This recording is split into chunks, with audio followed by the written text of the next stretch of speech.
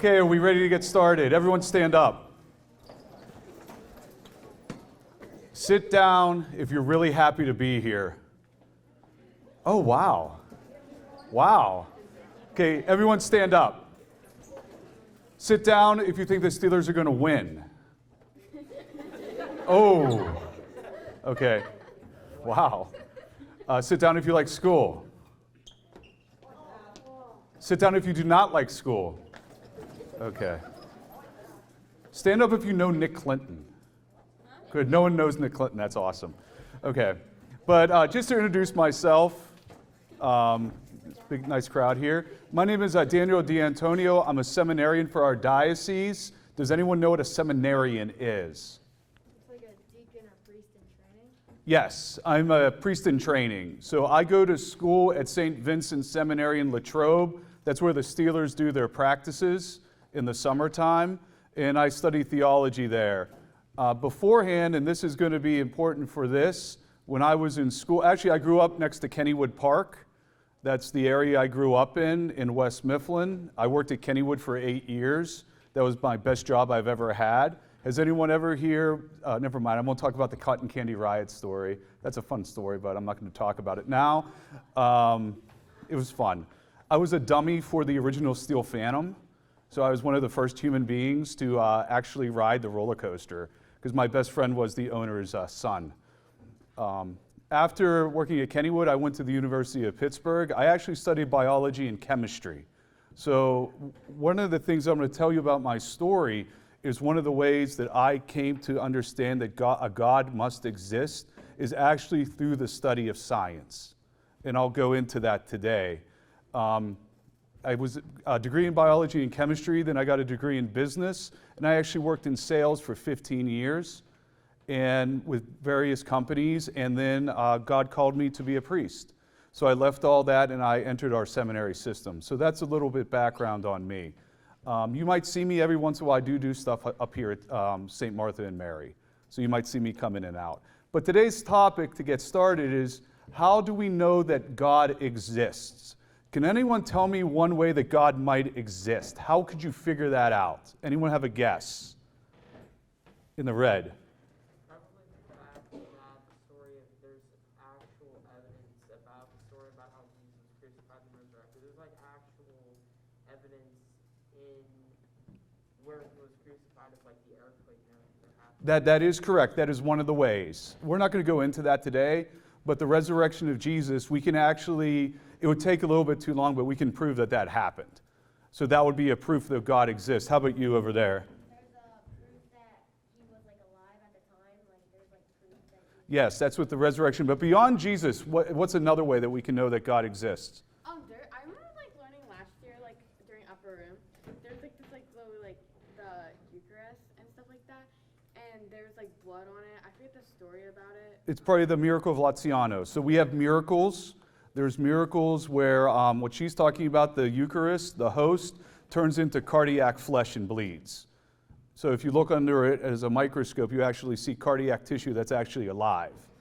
So that there's miracles. That's one of the ways. I didn't mention that. I should have put that in my presentation. A lot of people say like they knew him, and there's a lot of accounts that he existed and stuff. Yep. There's like a whole book. Yeah, there's the Gospels, but there's also historical things that a Jesus exists. But one more reason we can know that God exists. Just a God. We're not going to go too detailed yet. I only remember one word from it, but I believe it was Fatima. Fatima, that's a miracle. So that's one thing. We can experience miracles, and that helps us to understand that God exists. But what I want to talk to you today is how we can use our minds, our ability to think. Stand up if you have the ability to think. Okay? So, everyone here can think, right? That is called reason. Everyone say reason. Reason. Reason is the human's ability to think. What is the big difference between you and a dog? It begins with an R and we just said it. Reason. Reason. So everyone sit down. So we have something called reason. Using our reason, which is a gift from God, we can deduce that a God exists. So it is reasonable to conclude that God exists. And that's what we're going to kind of discuss today, some ways of doing that. This could be, I could do a presentation on each one of these, but we don't have the time. So this is just going to be a real top-level discussion. So here are some ways that we can know God exists. We have nature. Nature as in the sun and the moon. We'll go into that. History, the use of our reason, revelation, which would be the Bible, and the witnesses of our family, friends, and the saints. I should have also added miracles, because we have documented miracles. For example, Lourdes, France. That was a Marian apparition. There are now 92 documented miracles and it's a whole thing, but these aren't like small miracles. This is someone who has no eyeballs and they can see. Someone who did not have a leg. They bathed in these waters and they have a leg. And you can actually see these all online. So you can look up the miracle of Lourdes. One of my friends, Father Don Breyer, he was the third miracle for a saint. He was cured of pancreatic cancer, which is uncurable. And he lives in Jefferson Hills. So he's a TJ football fan. So I thought I would get a reaction there because you're Penn Town. Never mind. But so those are miracles. So those are evidence that God exists also. So this is a big thing I want you to know, because when I was your age, this was a major problem that I had. I'm a science guy, and I couldn't understand how faith and science work together. This is one of the main things that I want you to understand. This is a big thing to remember. In Catholic Christianity and reason, that's our ability to think, do not contradict each other. They do not contradict each other. You just have to take the time and think it through. I studied philosophy for 2 years at a master's level, and that's all we do. You have to actually think your way through it. But this is the main thing. There is no contradiction between faith and reason. Can you say that? No contradiction between faith and reason. Say it again. No contradiction between faith and reason.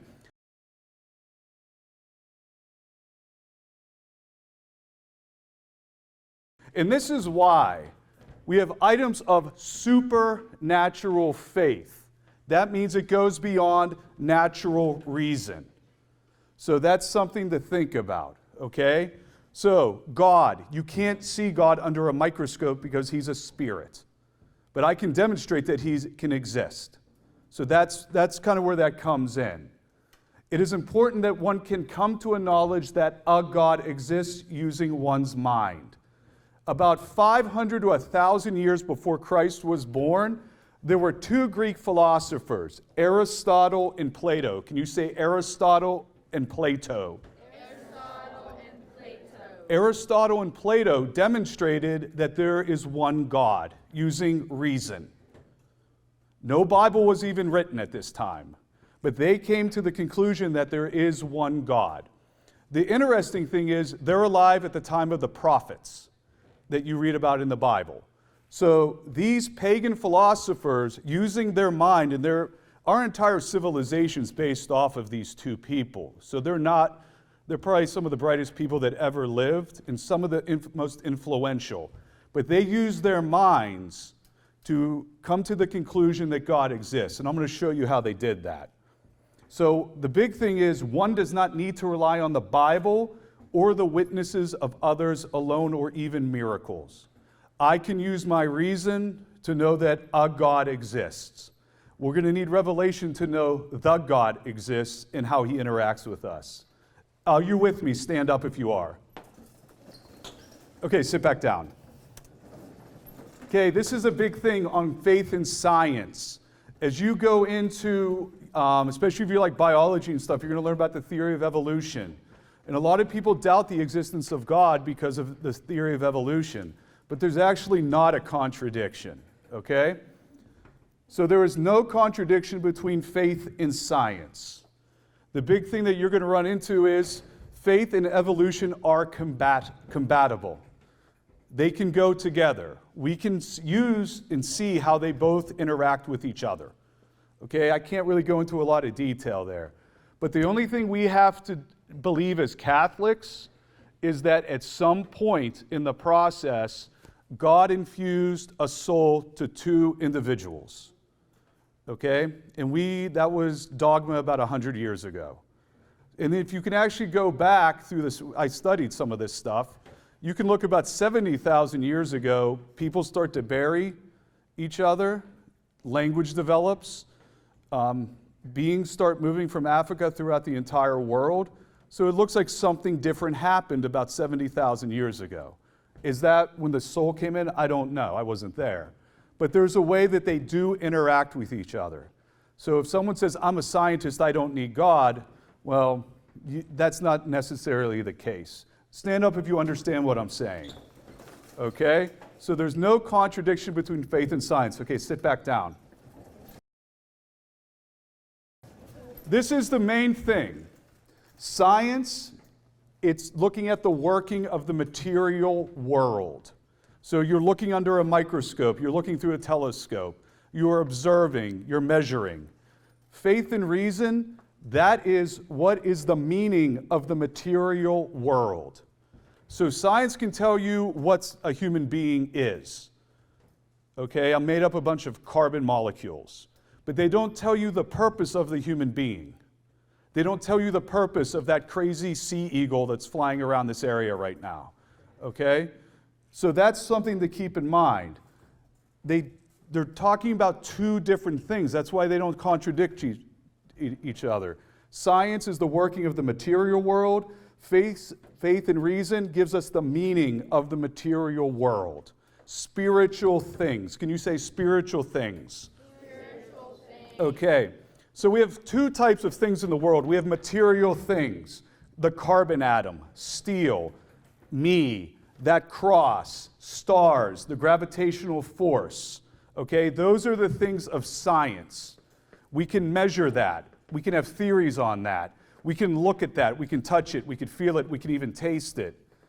But there are immaterial things, that means not matter, such as love, justice, beauty, goodness, truth, math, logic, faith and reason.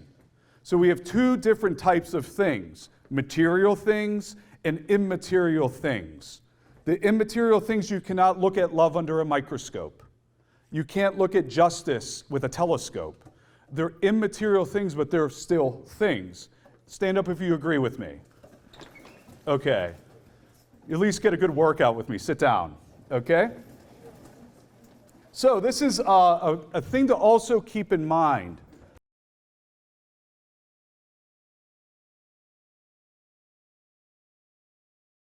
Most of our major discoveries in science were actually found by religious people. Most of them were actually Jesuit Catholic priests. So the Big Bang Theory, that's Georges Lemaitre. He's a Jesuit priest. And genetics, that's Felix Mendelssohn. I think his first name is Felix Mendelssohn. He's a Dominican priest. So once again, these are some of the smartest people that ever lived. They're men of faith, to the point where they're religious priests, but also they're some of the greatest men in science because they don't contradict each other. Okay, these are just a couple reasons now. The first one is revelation. How do we know God exists? Because I read it in the Bible, and that's totally fine. Okay, for a lot of people, they're fine with that. Revelation is God's revealing himself directly to us. This is the only way we can go beyond that God exists to who he is and how he interacts with us. The other way that we can know God exists is through witnesses. So in my life, my great uncle John, he was a hero of mine. He really affected my life, and he went to Mass every day, but he was a ton of fun. And from when I was a little boy, I admired him, and I kind of believed in God because he did. I believed in the witness and the faith of my uncle. Okay? And that's how I'm like, well, God exists. Uncle John goes to church. It was very simple, and that's okay.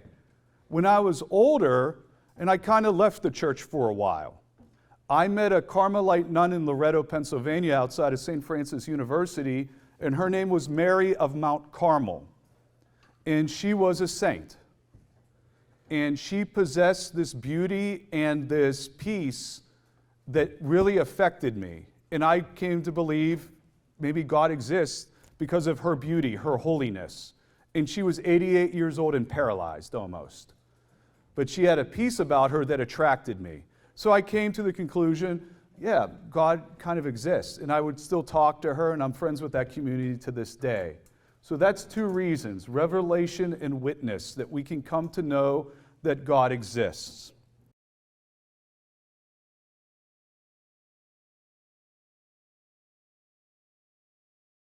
So say revelation and witness. Now this is the one that's really helped me. We can look at nature, the world around us. And here's some examples. Anyone here ever at the Grand Canyon? Would you say that's majestic? When you look at that south rim, or if you've ever been to Yellowstone, or the beauty of the world. Some people can look at the Grand Canyon and they're overwhelmed with the majesty of it. And they can come to a knowledge of the existence of God. Has anyone been to Cherry Creek State Park in North Central PA? Oh, you have to go there. It's the best place in the east to look at stars. And I went on a camping trip there with a bunch of friends, and in the middle of the night, it is like bright as day. You actually see trillions of stars, and you're just overwhelmed by the beauty. And a person can kind of look at that and believe that God exists. They're just overwhelmed by the beauty of it. So you can come to know through nature. Another big one, I knew this from my brother and a lot of my friends and my parents, if you've ever held a newborn baby. Most people who have ever held college, I studied the human eyeball, how we see, the chemistry behind it. On a real low level, it wasn't anything too complex that I was going to be a surgeon, but just how the eyeball works and how we don't even know how it works. We don't know actually how we see. We don't even understand most of what it's like. But I looked at the human eye and I was like, there's no way that this just happened. It's so complex that it couldn't have just happened. And I came to, that was giving me the intellectual reason to believe in the God I already believed in. Okay? So I already had faith, but when I looked at the human eye, I saw God's fingerprints in the design of the human eye. For example, if our eyes are just a couple millimeters to the right, you can't see. If they're too high or too low on your face, you can't see. We don't even understand how the chemistry works behind the eye, how it goes from light to a chemical reaction into your brain, and then you know instantaneously that you're looking at me. We don't even know how that works. It's that complex. And I use that as belief, reason for me to believe. Stand up if you understand what I'm saying. Okay, you could sit down.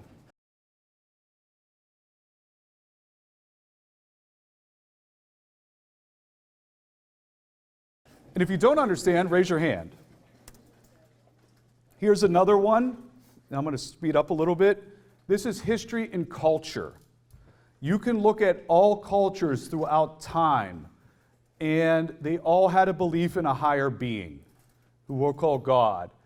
Their ideas could be very different than ours, but there's some basic things.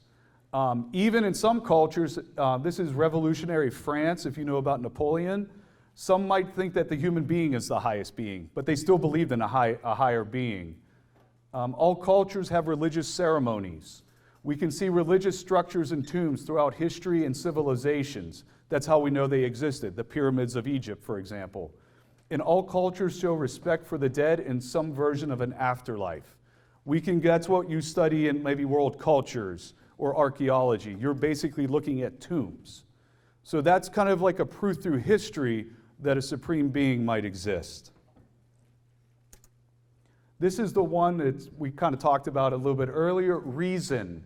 That's our ability to think. Once again, we could sit down there and you have to think it through, but we can use our powers to observe and think to conclude that it is reasonable that a God exists. And I'm going to give you one quick example. Who here knows, have you heard about the Big Bang yet?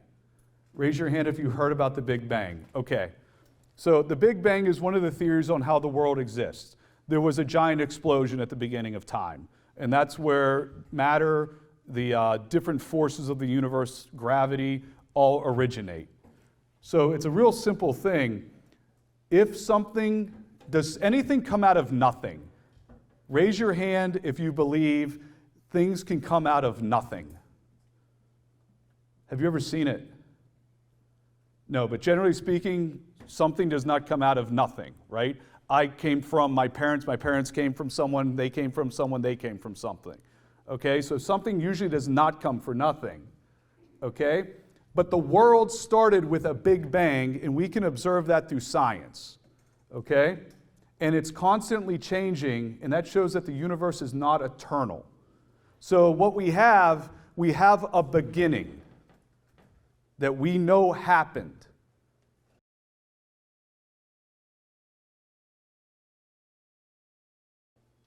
Because something doesn't come out of nothing, there has to be something that was the beginner.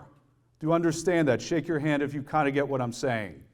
Okay, give me a thumbs up if you kind of get that. So we had a beginning, that's the Big Bang. It doesn't matter if it's a multiverse, whatever, there was a beginning. So that kind of means it's reasonable to conclude that there's a beginner. We call that beginner God. So that's just kind of one way that you can use reason to think things through. Okay? And this is another example. There's a great design in the cosmos. When you learn physics, you'll learn this. The cell. If you ever study a cell, have you studied cells yet? Okay, like you've looked at an amoeba. The chemistry in an amoeba is unbelievable. Just the chemistry of an amoeba. So there's a great design in the cosmos, a cell, a single strand of protein, a virus in the human body. This great design points that there is a designer. So that's one of the ways that we can conclude about God.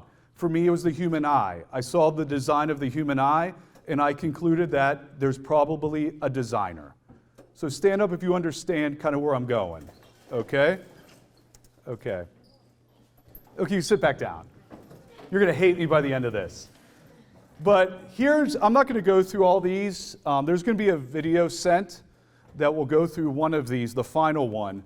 But these are called the 5 proofs of the existence of God. When you see the word proof, that's kind of like a geometry proof. Okay? It doesn't mean it's like hard evidence. It's a probability of the existence of God. Throw that in there. Okay? And this comes from St. Thomas Aquinas. He's in the 12th century. And Aristotle, I think he's like 500 BC. So we talked about Aristotle before. But these are 5 ways, using our reason, that we can conclude that there is a supreme being. The first one's the one called motion. We can see great motion in the universe.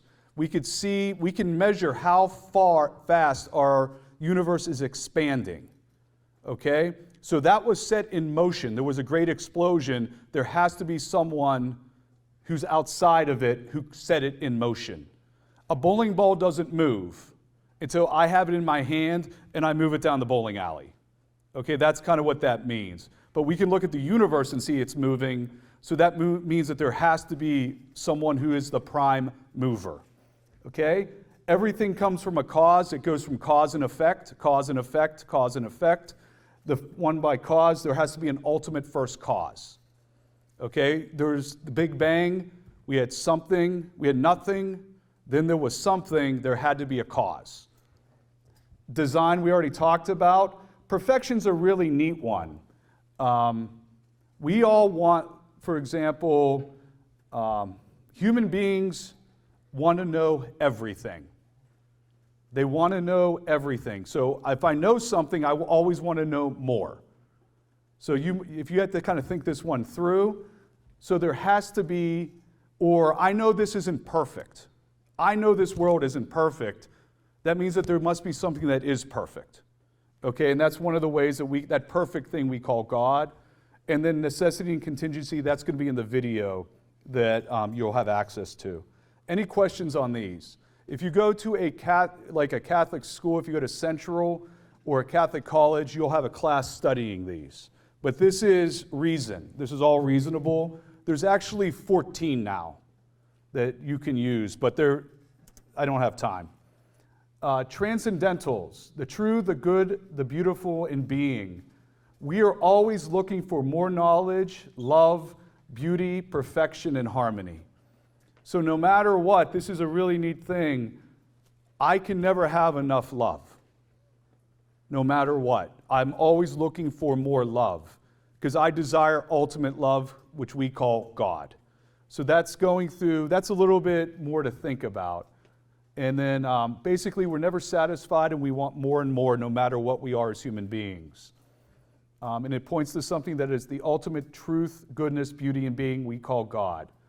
And there's also, this is something neat, but this would be more for high school, contemporary proofs through physics, chemistry, and astronomy. That's something I would have to come and do on myself. There's different constants in the fine-tuning of the universe that point to a designer.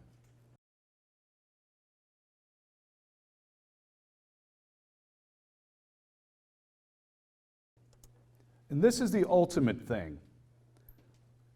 To actually believe in our personal God takes faith. Faith is ultimately is the gift of faith that enables us to come to a certain knowledge that God exists. We still need to use our minds to have a reason for our faith. So for example, if you doubt that God exists, maybe you say science disproves God. The first thing you actually need is the gift of faith. So you have to ask God for the gift of faith. And then all of a sudden, everything else makes sense. I didn't see God in the eyeball first. I had faith, I studied the eyeball, and it confirmed it. Where my buddy from college did not have that. So he couldn't see it. But that's the ultimate thing, is we want faith. What is faith? It is the call of God to which I respond. Can you repeat after me, what is faith? What is faith? The call of God to which I respond. And what is this call? To a relationship and eternal happiness.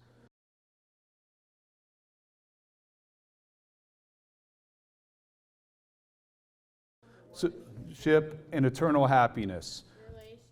Yeah. So, for example, in my life, I had such an experience of God through good and bad times of my life that I've had such experiences where I do not doubt that He exists anymore. He's given me that gift where my faith is certain. Because I spent time in prayer, I walked with Him through the good, the bad, and the ugly of my life. He's revealed Himself to me. I've developed a relationship with Him. I fell in love with Him, and now I know He exists. I might forget that He's in certain situations, but I always know I can go back to Him. And that's ultimately what it's about.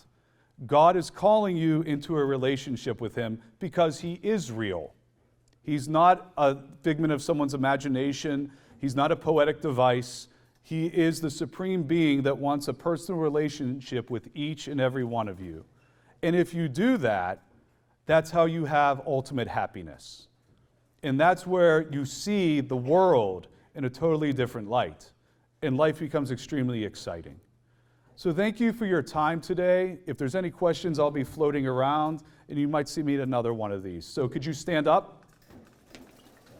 And can you give me a standing ovation, please? Thank you.